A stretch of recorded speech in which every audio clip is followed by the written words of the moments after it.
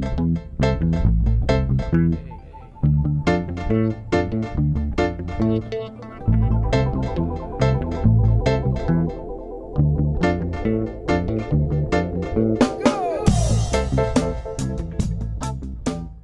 right, welcome everybody to the Thanksgiving edition of Will I Be Right or Will I Be Wrong? Tonight with me, we got a special guest. We got Mike Hawk on the line. Mike Hawk, how you doing, bud?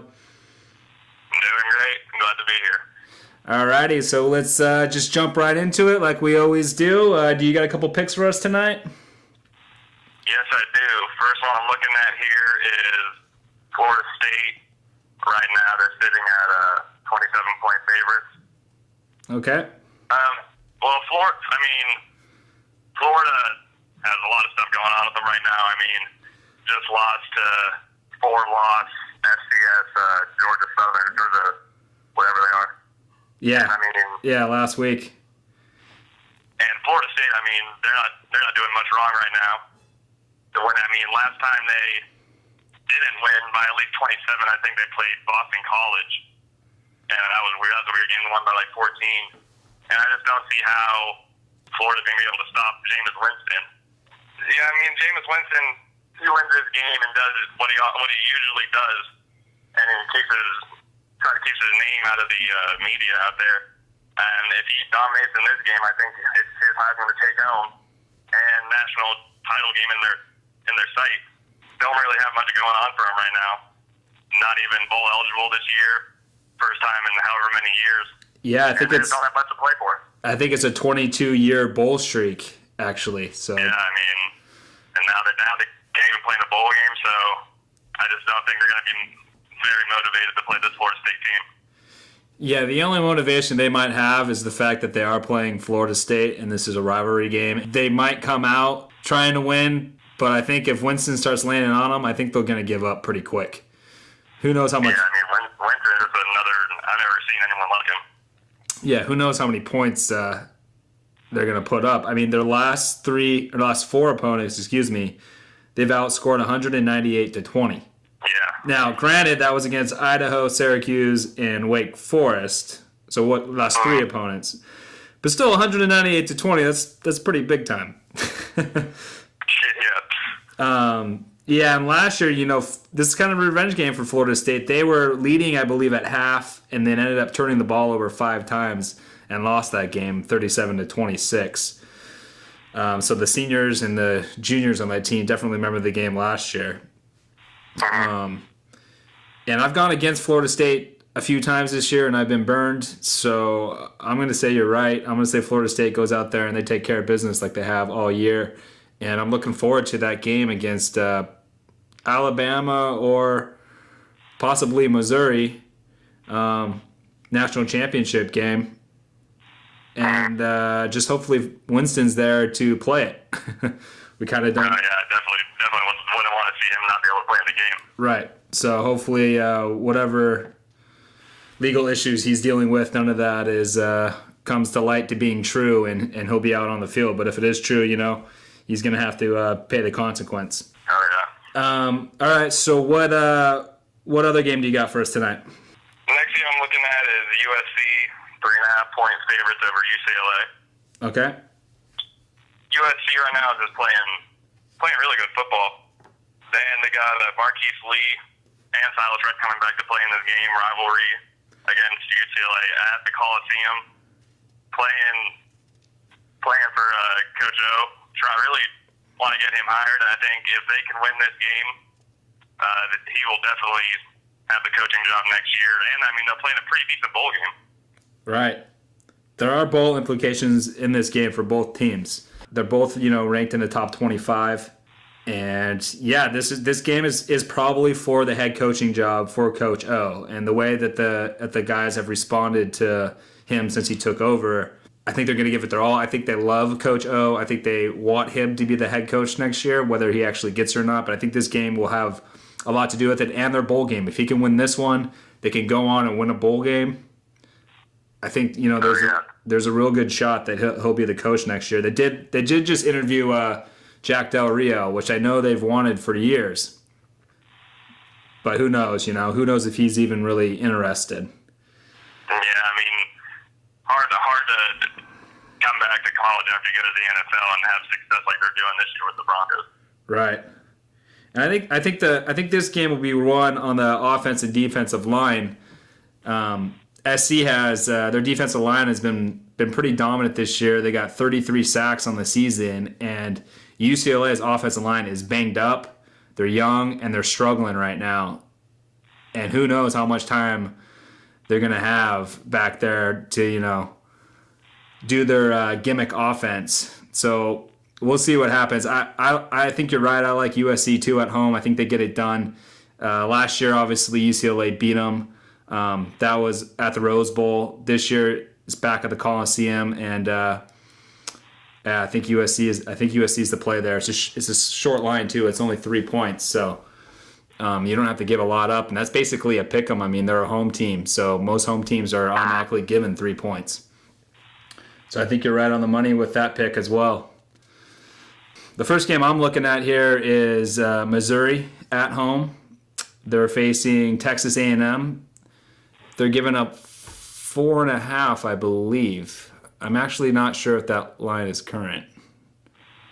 The last time I looked, it was 4.5. I love Missouri in this situation. James Franklin's back. He came back last week. They took out Ole Miss on the road. And the Tigers are just one win away from clinching an SEC championship berth, facing Alabama.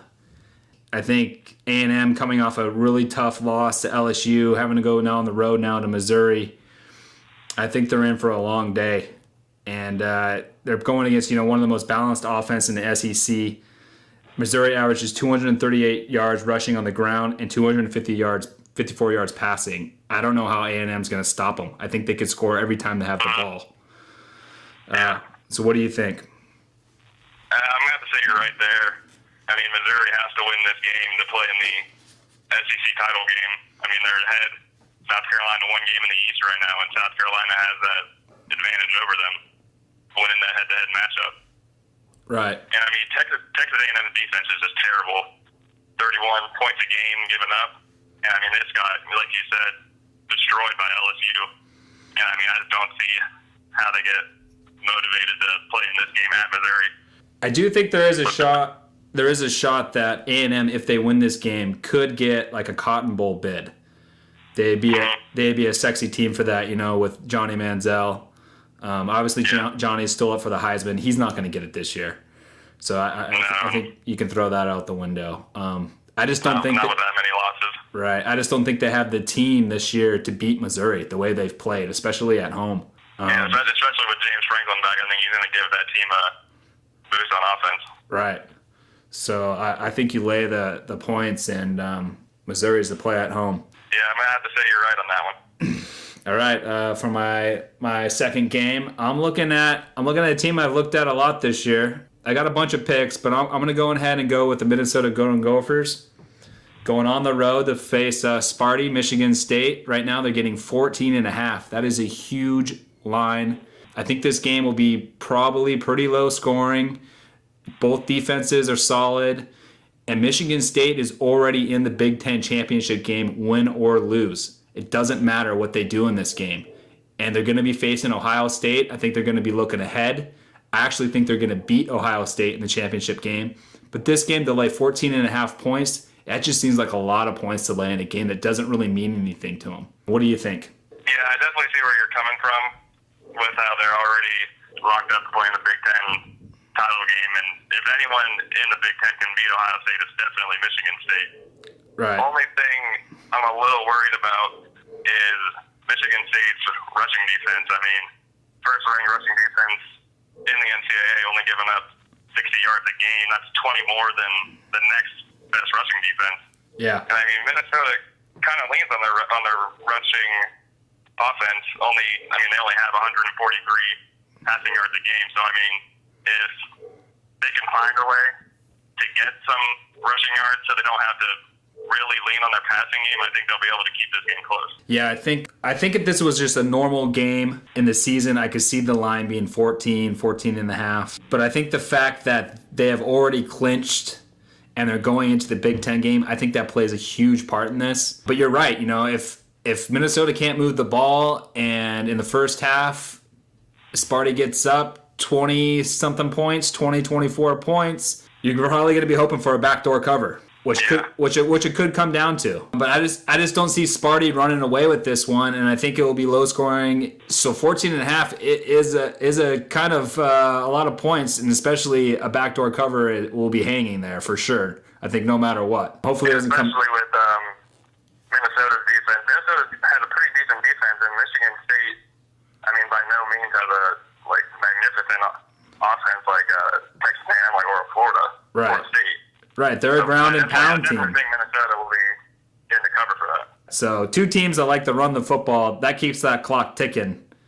And as long as there's not a lot of big plays broken, I don't see how this game doesn't fall within the number. So I guess we're in agreement then on this one too. Yep, I definitely say you're gonna be right on that one. All right, so all 4 of our picks we agreed on. I don't know if that's a good thing or a bad thing. That doesn't usually happen. Let's go over to the NFL games for Thanksgiving real quick, and I'll just go through them. I'll read them off to you. Green Bay at Detroit. Line currently right now is -7. Who do you like? I mean, I'd love to say Green Bay, but without Aaron Rodgers, I just don't see how they can put up enough points to stay with Detroit in this game. Yeah, I'm kind of mixed on this one. There is reports that Aaron Rodgers could be back. I know he's been practicing. And I like the signing of Matt Flynn. I think he's going to help him. I kind of go back and forth in this game. I'm going to go opposite. I'm going to say Green Bay hangs around. Both teams still have a chance. Detroit controls their own destiny, and Green Bay still has an outside chance of making the postseason. And Detroit's just so finicky. I can't lay a touchdown, but I mean I can see where you would want to lay a touchdown. I don't know how you bet on this game, to be honest. Yeah, it's tough. Okay, Oakland is at Dallas. Dallas currently right now is giving up 9 points. Where you at? I'd like to say Oakland this one. I mean, Matt McGloin's playing pretty well the past couple of weeks, and Dallas is just, I'm not really sure about them. I mean, they're just so streaky. Yeah, I'm on board with you. This one, Dallas is a 9-point favorite. I mean, give me a break. When did they ever cover a spread that large? I can't remember when. It hasn't been any time recent. And they always seem to play to their competition. Oakland's got a solid D. Dallas could end up blowing them out this game. I don't know. But usually Dallas finds a way to not cover and keep it close. So I can't see how you give up the points in this one. So I think you got to take Oakland there. Last game, Pittsburgh, Baltimore. Baltimore right now is favored by 3. This one, it's tough. Pittsburgh's been playing really well, but I got to take the home team on this one, Baltimore. Yeah, I think I'm going to go opposite there. I think I'm going to go with Pittsburgh. And the biggest reason why is I believe the stat is the last 11 games, I think 9 of them have fallen within 3 points. Yeah. So these 2 teams, they always battle it out. It's always close. Pittsburgh's hot. I'll take the points there. But again, Turkey Day games, for whatever reason, I always have a hard time picking them. Yeah, you just don't know how those teams are going to come out on a day like this. Right, yeah, it's always kind of a hit and miss thing. And yeah, so I'll take Pittsburgh, you're on Baltimore.